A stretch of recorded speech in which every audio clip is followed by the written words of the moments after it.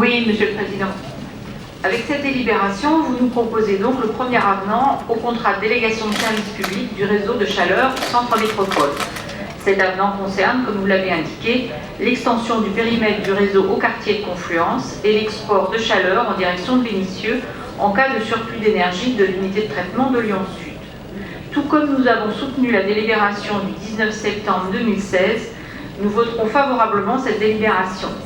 Le réseau de chaleur de la métropole est un outil parfaitement adapté à la transition énergétique, vertueux sur le plan écologique et efficace sur le plan socio-économique.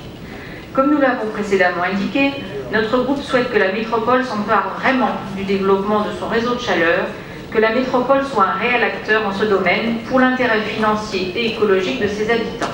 Revenons à cette délibération. Je dirais enfin, nous avons régulièrement pointé du doigt le cas de Confluence. Choisir de vouloir réaliser une installation de cogénération par gazéification bois, basée sur une technique non fiable, qui ne fonctionne nulle part ailleurs dans ces conditions, dans un quartier emblématique où l'on a peut-être d'autres choses à faire du terrain correspondant, choisir donc le risque et l'aléatoire, et qui plus est, confier ce risque à la SPL en 2013.